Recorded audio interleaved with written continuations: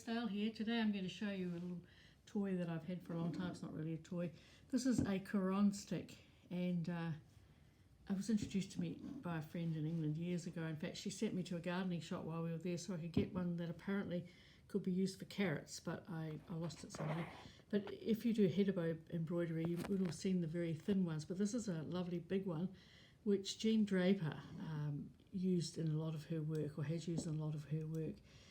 And it's got all these little shapes, and Jean very kindly gave me the name of the man in New South Wales who makes them, so he hand turns them for us, and it's just a gorgeous piece of sculpture to have lying around. But what it does is you can make all sorts of different size circles.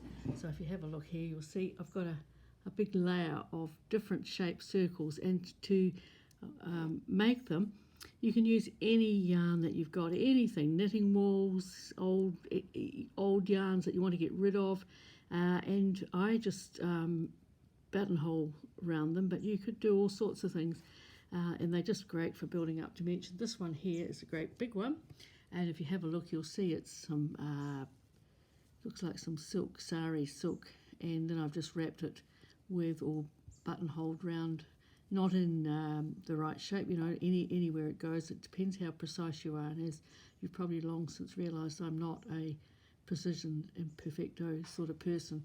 So that's that one there. But I've used all sorts of things. So this one here is using this silk yarn, nice big thick yarn, it's our Carnival, and I have wrapped and wrapped and wrapped with quite a few layers of it, as you can see, and then I've used the fine one just to use a needle and just to buttonhole stitch it all around. So just trying to show you here when the video is on the other side. Just very easy, but you could probably cross stitch as well. You could add beads, you could do all sorts of things.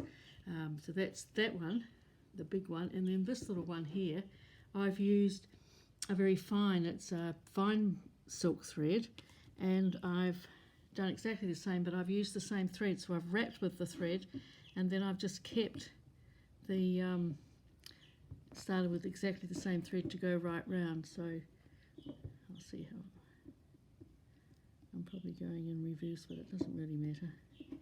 And then when they're finished, you can misshape them, push them up into all sorts of shapes, or use them as they are. So we'll just keep going around there until I make sure I pull off enough so that I think I'm going to have enough to go right round. And then, pretending it's finished, I'll lift it off so that you can see what it might look like. It'll come up into a circle like this. Here's some small ones that I made another time, just quite tightly buttonholed right round, but they just make a great feature to put on. And just to show, if you use great big ones, so you could put great big ones on the surface, you could push them up together, have lots, intertwine them. When you make them on here, you can make the next one and make it fit into it so that you've got a grading, just wherever your imagination takes you. And then I've used tiny little ones. Now for this I've used a fine, very fine cotton, fine fine silk thread, just to make little, like, part of my flowers. And again on the top of this one, this is a little silk paper flower, and I've made little wee ones here too, just as a feature on the top. I haven't beaded this one here, I've beaded in there, as you can see. So it's just a great, wonderful little gadget, or as I said, it could just be a nice piece of sculpture just sitting in by your sewing machine where you're working. But it's very easy to create something using the threads that you have to match whatever you're doing. So, like, I've done a lot of these sorts of pieces. That's the only one I could find today, but partly changing the thread if it runs out, etc., etc. So I hope you found that a little bit useful, something else to add to your repertoire, and see you again another time. Cheerio.